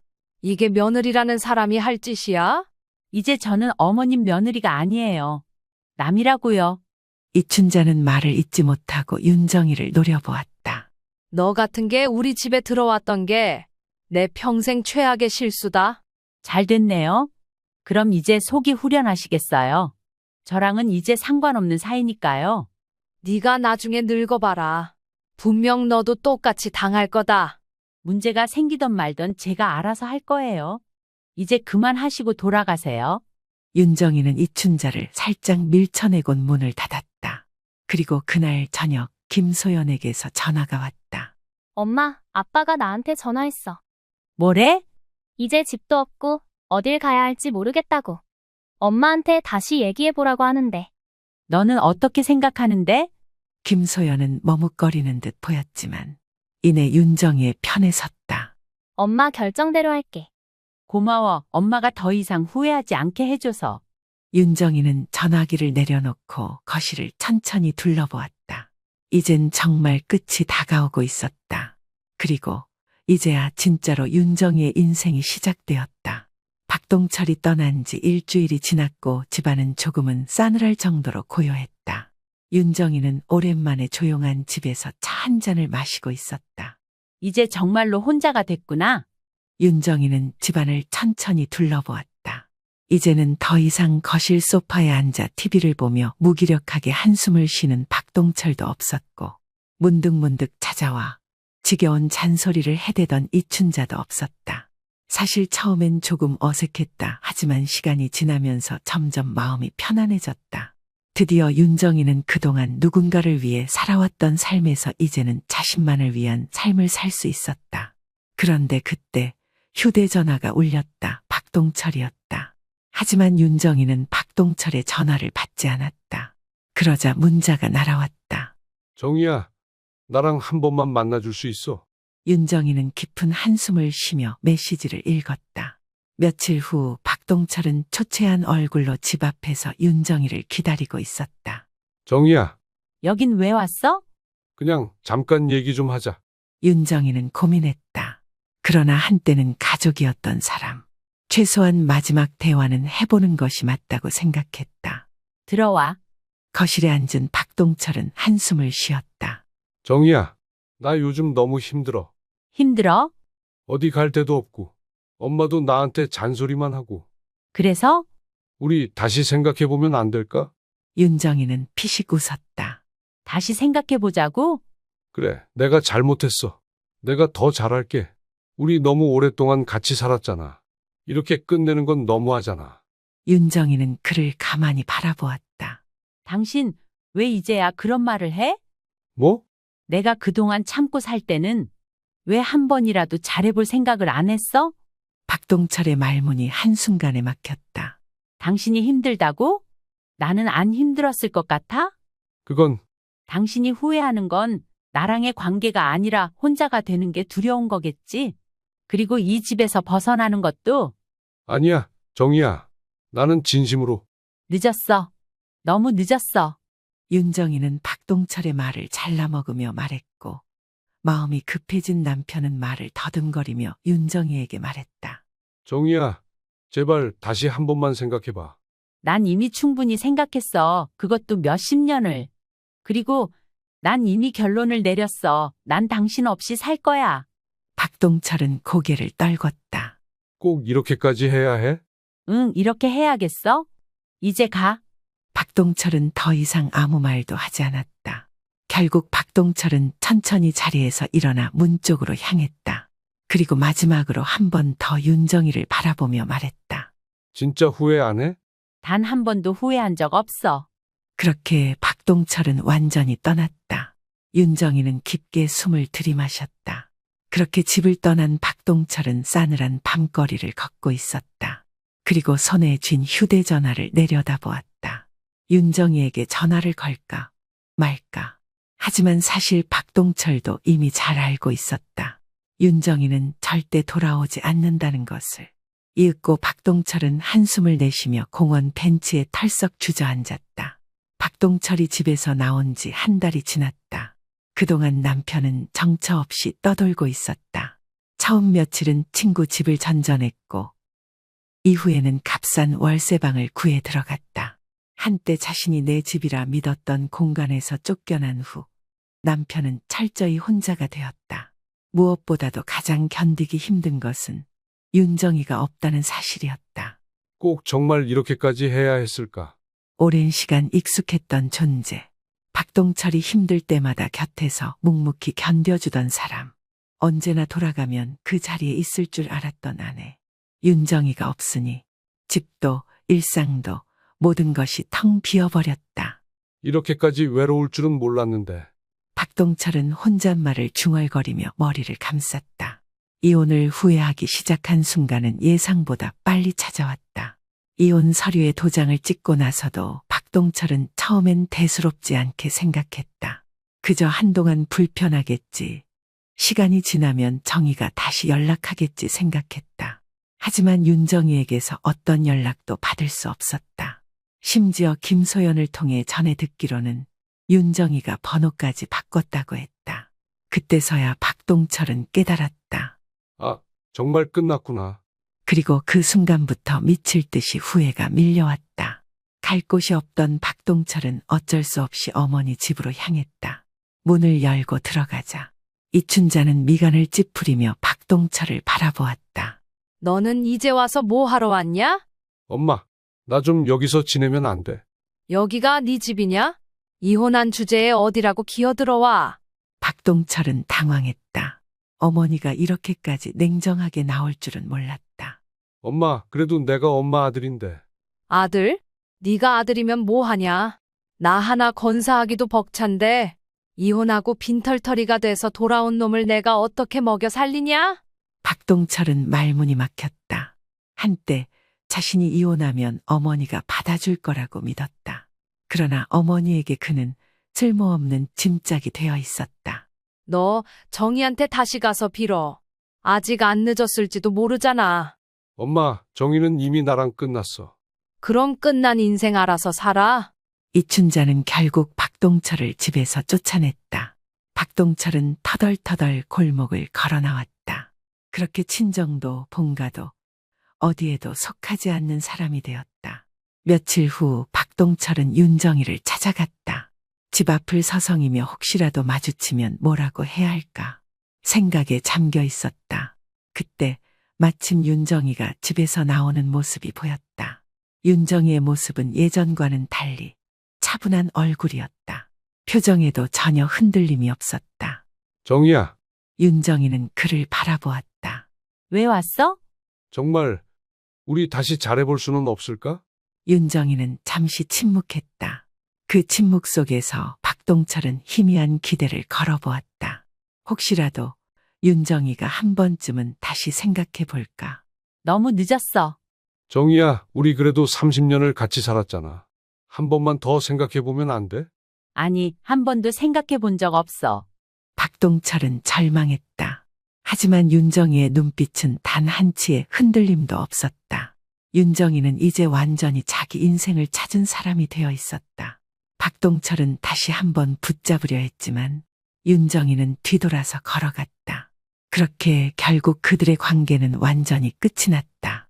어느 정도 시간이 흘러 윤정이는 주말 아침 창문을 열었다. 싱그러운 공기가 방 안으로 스며들었다. 윤정이는 깊게 숨을 들이마셨다. 이제야 내 공간, 내 시간이 생겼구나. 한때는 상상조차 할 수 없던 평온함이었다. 아침부터 시어머니의 잔소리를 들을 일도, 남편이 무기력하게 소파에 앉아 TV만 보며 한숨 쉬는 모습도 없었다. 오롯이 자신만의 공간이었다. 윤정이는 천천히 주방으로 가서 커피를 내렸다. 예전에는 늘 가족들의 식사를 챙겨야 했지만 이제는 자신이 먹고 싶은 걸 만들고 원하는 대로 시간을 보낼 수 있었다. 그런데도 그 오랜 습관은 쉽게 지워지지 않았다. 윤정이는 잠시 멍하니 싱크대 앞에 서서 과거를 되돌아보았다. 지난 30년을 함께 산 남편이 결국 남이라는 사실을 깨닫는데 너무 오랜 시간이 걸렸다. 결혼 초반 가난했지만 성실하다고 믿었던 박동철. 어려운 시절 함께라면 모든 걸 극복할 수 있을 거라 생각했다. 하지만 현실은 냉정했고 달랐다. 박동철은 윤정이를 아내로서 사랑한 것이 아니라 당연한 존재로 여겼을 뿐이었다. 결혼 후 그는 점점 무관심해졌다. 아이가 태어나고 살림을 꾸리고 일과 가정을 오가며 윤정이는 늘 바빴다. 그런데도 박동철은 윤정이의 마음에 상처를 주기 바빴다. 네가 엄마니까 네가 해야지. 집안일도, 육아도, 시댁 챙기는 것도 온전히 윤정이의 몫이었다. 그때마다 윤정이는 스스로를 위로했다. 그래도 이 사람 나쁜 사람은 아니야.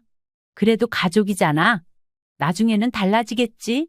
하지만 결국 박동철은 끝까지 변하지 않았다. 한 달 전 이혼 후 처음으로 만난 남편의 얼굴이 떠올랐다. 하지만 여전히 변명만 하고 있는 남편의 모습에 치가 떨렸다. 그날 오후 윤정이는 김소연과 카페에서 마주 앉았다. 엄마, 아빠가 요즘 나한테 자꾸 연락해. 뭐래? 그냥 요양원 가신 할머니 얘기도 하고 자기 힘들다고도 하고. 근데 엄마한테는 연락 안 했지. 응, 번호 바꿨잖아. 김소연은 깊은 한숨을 내쉬었다. 엄마, 난 솔직히 엄마가 잘못했다고 생각 안 해. 근데 가끔 아빠 보면 좀 안쓰럽긴 해. 윤정이는 커피잔을 손에 쥐었다. 그래도 난 흔들리지 않아. 네 아빠가 힘든 건 결국 본인이 선택한 거야.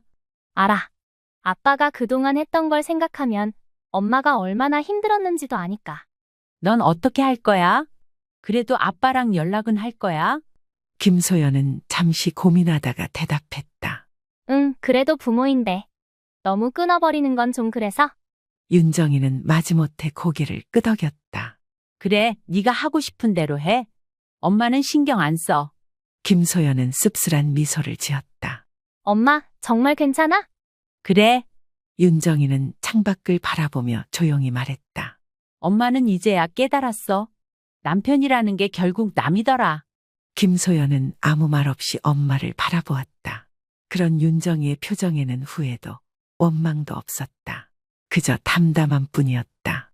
다음 날 아침 윤정이는 느지막이 눈을 떴다.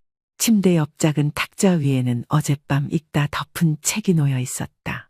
시계를 보니 오전 9시. 오랜만에 깊은 잠을 잤다. 이제야 내 삶을 사는 기분이야. 윤정이는 천천히 몸을 일으켜 커튼을 열었다. 이혼 후 윤정이는 예전보다 사람들을 더 많이 만나기 시작했다. 과거에는 시어머니 눈치에 남편의 무관심 속에 자신을 위한 시간은 단 한순간도 없었다. 하지만 이제는 달랐다. 그리고 그날 저녁 김소연이 집으로 찾아와 말했다. 무슨 일이야? 저녁 먹으러 왔어?